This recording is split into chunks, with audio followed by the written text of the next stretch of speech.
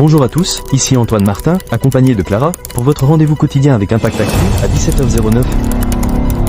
Aujourd'hui, nous allons parler d'une crise économique majeure. Restez avec nous.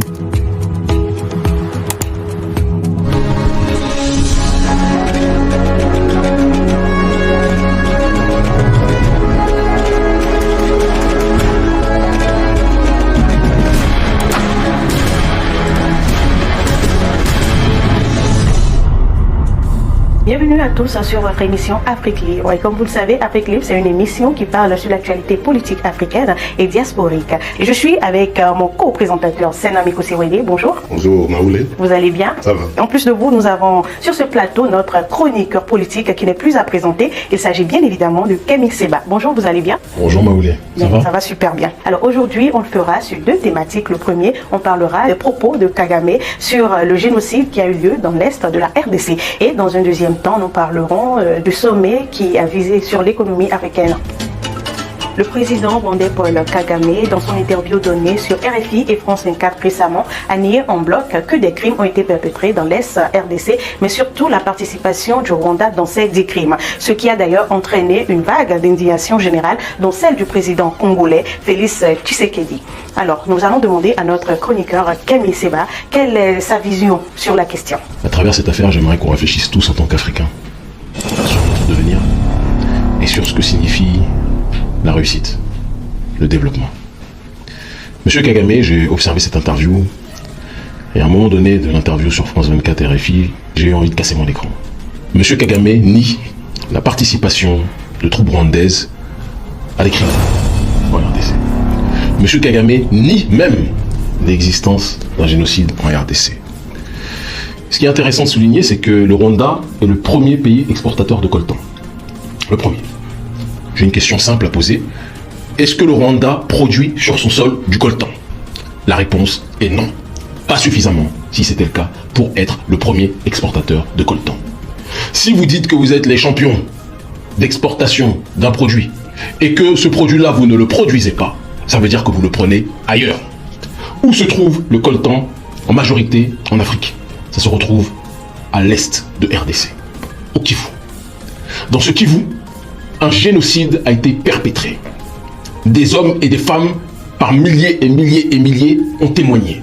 Ce génocide, contrairement à ce qu'on veut nous faire croire, continue aujourd'hui. Les survivants de ces viols, de ces drames, témoignent de présence de milices rwandaises qui sèment la terreur, qui tuent, qui détruisent, qui assassinent, qui violent, qui pillent. Ces milices-là n'agissent pas aveuglement, elles sont dirigées. Dirigé par quelqu'un qui a tout intérêt à ce que cette région soit déstabilisée. Parce que quand le chaos règne, c'est là où vous pouvez piller. C'est comme ça que le colon a fait, et c'est comme ça que le régime Kagame fait de manière bien plus violente encore vis-à-vis de ses propres semblables africains.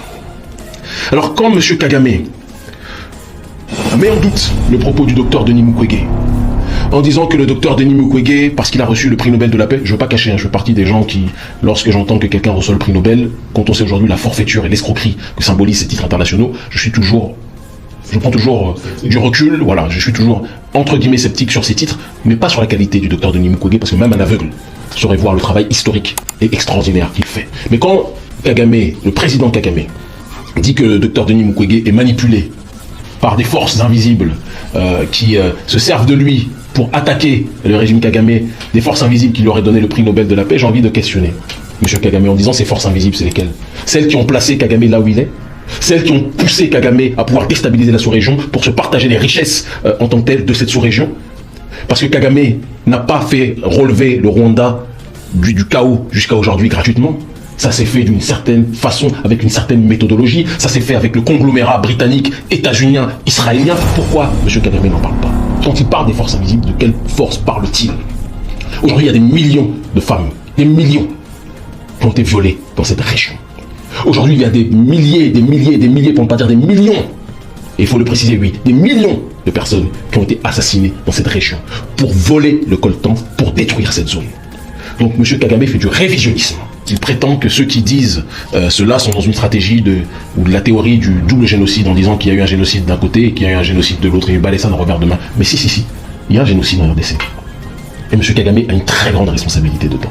Et c'est pour ça, ma chère Maoulé, comprenez-le, ne le prenez pas mal, mais quand on dit que le président de RDC, Félix Tshisekedi, a réagi, je suis désolé, il a réagi avec une très grande timidité, une très grande tiédeur. Et nous savons, je le connais un peu, je sais qu'il est beaucoup plus opposé que cela officieusement à ce qui se passe en RDC. D'accord ? Par rapport à la prédation de l'oligarchie, je dis bien l'oligarchie rwandaise et non pas de tous les Rwandais aussi, on y reviendra peut-être tout à l'heure, mais il est confronté au poids géostratégique qu'a le Rwanda dans cette sous-région. Mais je dis, en tant que panafricaniste, on ne peut pas prôner le développement en assassinant, en violant, en détruisant ses semblables africains.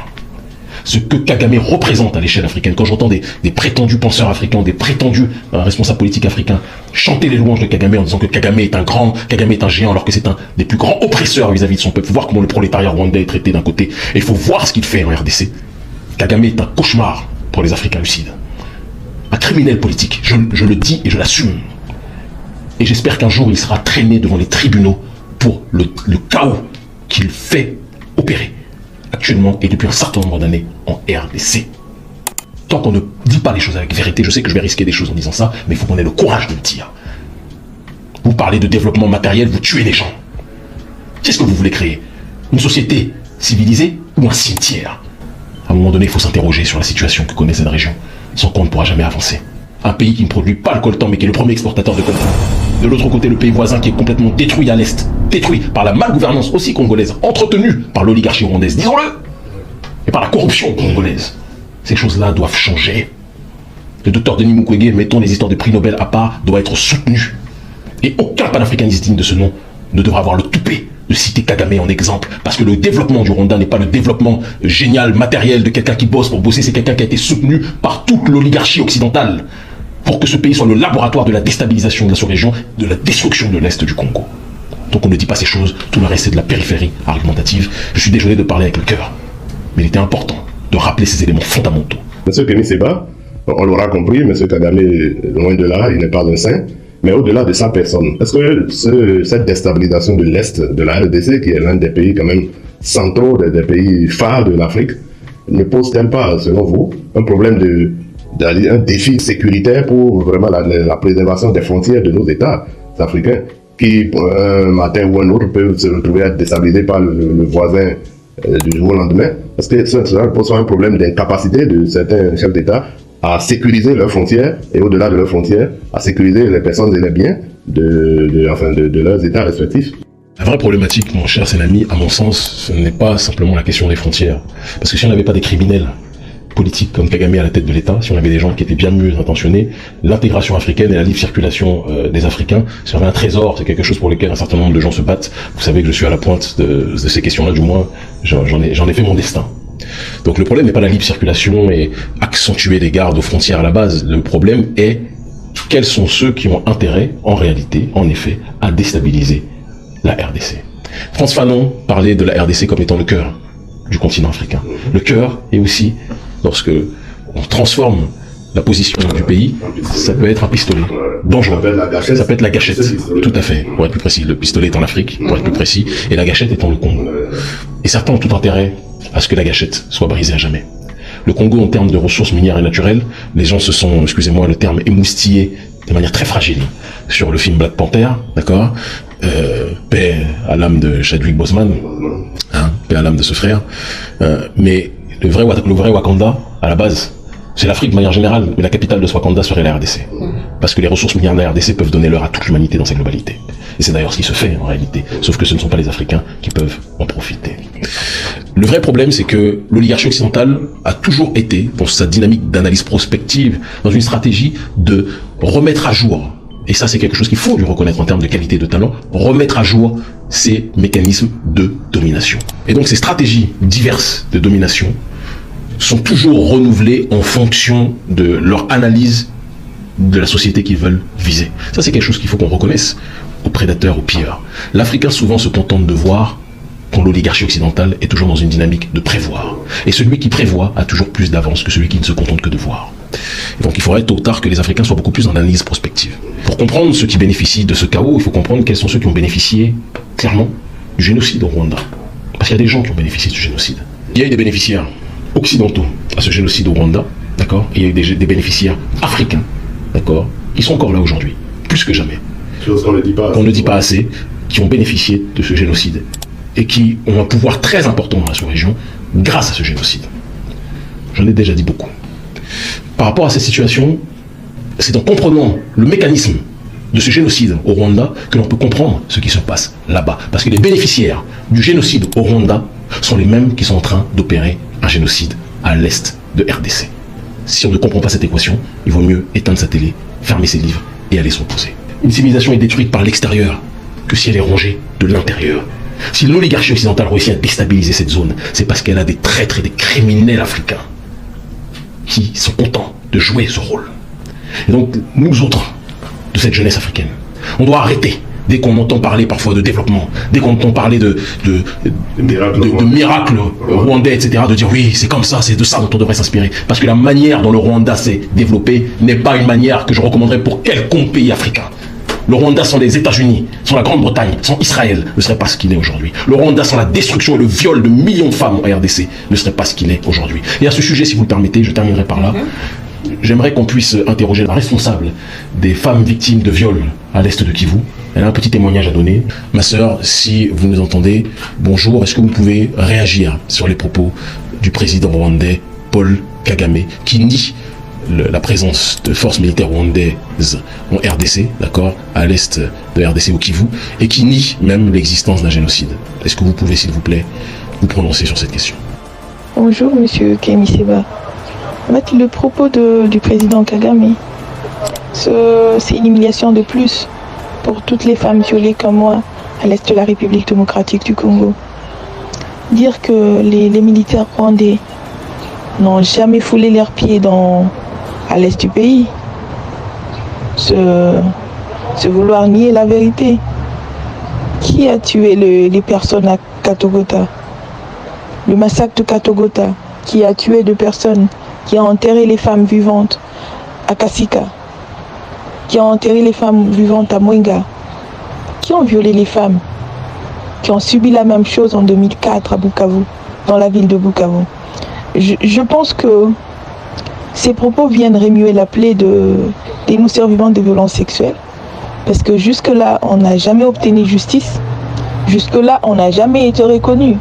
Et je pense que c'est le moment que l'État congolais puisse prendre ses responsabilités à main et que sincèrement, il puisse se prendre en charge, quoi. Moi, je pense que c'est pas seulement l'humiliation de nous en tant que victimes de ces atrocités, mais c'est en même temps une grande humiliation pour le gouvernement congolais. Et donc, comme vous l'entendez, cette dame confirme les choses que nous savions. Elle a vécu, elle a été violée, elle est la responsable, la représentante d'un certain nombre de femmes qui ont été violées. Ce sont évidemment des milices rwandaises, évidemment des militaires rwandais qui contribuent à effectuer ces exactions. Et donc je le dis et je le répète, Kagame n'est pas... J'étais beaucoup dans la retenue auparavant. Je le critiquais, tout le monde le sait, depuis de nombreuses années. Mais ce qui s'est passé là, il a dépassé les limites de l'acceptable. Kagame est un ennemi de ceux qui veulent la paix et la stabilité en Afrique. Le développement en assassinant ceux autour de vous, ce n'est pas du développement. Et c'est quelque chose qui, tôt ou tard, devra trouver rétribution. On bondit à présent sur la deuxième thématique. Un certain nombre de dirigeants africains se sont réunis ce mardi 18 mai pour un sommet à Paris sur invitation du président français Emmanuel Macron visant la relance de l'économie africaine qui, à en croire l'initiateur du dit sommet, aurait été durement frappé par la crise du Covid-19. Vérité ou élucubration, notre chroniqueur attitré Kemi Seba nous édifiera amplement sur la question. Alors Kemi Seba, qu'est-ce que vous en pensez de ce sommet économique? Alors ma chère Maoulé, mon cher Sénami, on ne peut pas parler du sommet de l'économie africaine à Paris sans parler de ce que revêt en termes de connotation politique ce sommet. En sciences politiques, on parle d'un principe vieux comme le monde dès lors que l'on analyse les actions occidentales hors de leur zone d'influence initiale, et donc leur rapport vis-à-vis des autres peuples. On parle souvent de l'impérialisme, de la vertu. L'impérialisme, c'est la prédation, la domination, le pillage. La vertu, c'est donc, si on juxtapose ce deuxième terme au premier, c'est donc agir comme un prédateur, mais se présenter comme un sauveur. C'est la démarche caractéristique de l'organisateur de ce sommet de l'économie africaine, qui est notre cher ami Emmanuel Macron, qui dit qu'il veut sauver les populations africaines qui souffrent du Covid, ce qui est assez intéressant quand on sait que les pays les plus touchés par ce Covid ont été très clairement les nations occidentales. Emmanuel Macron n'a pas été capable de régler la crise en France. Le degré de détestation du président Macron par rapport à la gestion de la crise en France bat des records. Mais ce même Macron veut sauver des gens qui ne lui ont rien demandé, d'accord, et se présente donc comme le sauveur de ces populations égarées que seraient les populations africaines. Donc il est important de préciser que sur 54 chefs d'État, simplement 18 sont venus. Ce qui sous-entend quand même que malgré toutes les critiques qu'on peut apporter à bon nombre de dirigeants africains, une grande partie commence à se dire que la France, qui n'arrive pas à se sauver elle-même, ne peut pas avoir l'arrogance de venir donner des leçons au reste des pays africains. Ça, c'est un premier point important. L'autre point, c'est que derrière la stratégie de Macron se cache un mécanisme particulier, mais qui en même temps a été tellement usité par l'oligarchie d'Occident, qu'il est important que la population africaine puisse l'intégrer complètement, et donc par conséquent, voir de loin venir les forces prédatrices occidentales vis-à-vis de leur rapport aux Africains. On parle de dette, on parle de la possibilité d'offrir les DTS, ce qu'on appelle les droits de tirage spéciaux, qui sont l'équivalent d'une planche à billets offerte, entre guillemets, par le FMI aux populations africaines, ou du moins aux dirigeants africains, soyons aussi précis. Donc on parle de 650 milliards de dollars alloués à travers ces DTS, entre guillemets, pour le monde. Et quand on parle de monde, on sait très bien qu'une minorité pense représenter le monde. Et de 33, voire 34 milliards, tout dépend des différents chiffres qui ont été énoncés, d'accord, qui sont alloués aux Africains. Donc quand Macron parle du fait d'aider l'Afrique, sur 650 milliards, 33 milliards sont alloués aux Africains, assez intéressant. On est un détail de l'histoire en réalité. Et c'est pas plus mal parce que tout ce qui vient du FMI n'est pas un cadeau. Et de l'autre côté, il est important aussi de préciser que quand ces DTS sont alloués à la population africaine ou aux États africains, en réalité, à travers ce prêt, les dirigeants ont l'obligation, c'est tacite, mais c'est compris de tous, d'acheter la production émanant des nations qui, via le FMI, offre ces DTS. Vous comprenez? Et donc, on parle du fait qu'on aide l'Afrique, mais en réalité, on force les nations africaines à acheter systématiquement des produits qui pourtant sont produits localement, mais à les chercher à l'extérieur de nos propres nations. Ce qui accentue la dépendance, puisque comme le disait Sankara, une nation ne peut être libre qu'à partir du moment où elle est capable de pouvoir vivre de sa propre production. Donc, on endette en disant que ce n'est pas endettable. On encercle, on asphyxie nos populations, on leur dit qu'on vous aide, on vous fournit la planche à billets, mais dans la réalité structurelle des faits, ce pourquoi on vous dit d'acheter, c'est la production qui n'est pas la vôtre, c'est celle de nations occidentales qui ont besoin eux aussi de revitaliser leur économie. Et donc en faisant croire, et je terminerai par là, que la France, à travers Macron et à travers le FMI, aide les nations africaines, l'extraordinaire escroquerie, c'est qu'on force les nations africaines à acheter uniquement et systématiquement vis-à-vis des nations occidentales et particulièrement françaises. Ce qui permet à Macron, qui a un bilan économique chaotique en France, de pouvoir revitaliser un petit peu son économie à travers ses esclaves africains, parce que c'est de ça dont il s'agit, d'accord, qui ne sont pas capables de valoriser leur propre production. Alors, est-ce que cela veut dire que ces présidents africains qui ont été présents lors de ce sommet économique n'ont pas eu cette vision des choses, leur comportement face à ce sommet, qu'est-ce que vous en pensez réellement? Très clairement, leur comportement est dans le continuum, dans la continuité de ce qui a été pendant trop longtemps effectué par nos dirigeants vis-à-vis de l'élite française. Il y a un syndrome de Stockholm réel qu'il faut noter, qui est sans doute lié aussi aux accords de coopération, entre autres, et qui pousse nos présidents, nos dirigeants, une partie d'entre eux en tout cas, notamment les francophones, beaucoup plus régulièrement, à ne voir le monde qu'à travers la lorgnière de la France. Et ils oblitèrent le fait qu'à travers la lorgnière de la France, il y a la réalité de la souffrance de nos populations, puisque la puissance néocoloniale la plus grande à l'heure actuelle sur le continent africain, qu'on le veuille ou pas, c'est la France. Et sur un certain nombre de sujets, une sorte de strangulation par le terrain économique à travers le franc CFA, à travers les bases militaires, à travers la politique de prétendue coopération qui aura été une politique de cooptation, on se retrouve dans une situation où aujourd'hui, n'importe quel dirigeant lucide comprendrait que la France est une pieuvre et non pas un ami. Malheureusement, on a des dirigeants qui ont aussi un certain nombre d'avantages à travers justement cette collaboration, cooptation avec la France, et ceux qui sont simplement désavantagés, c'est la majorité de la population, le prolétariat africain. Au-delà de la France, est-ce que vous ne pensez pas que les pays africains également ont quand même néanmoins besoin de financer leur développement, et je disais donc au-delà de la France, ont besoin d'institutions de Bretton Woods telles que le FMI, le Fonds monétaire international, pour leur allouer des sous afin de financer leur développement. Et d'ailleurs, les pays développés, dont la France, recourent aussi à ce même FMI pour le financement de son développement. Et on parle aussi d'un diagnostic de 2,1% du PIB africain qui aurait connu de recul suite à la crise de Covid-19. Donc est-ce que la France mise hors du jeu?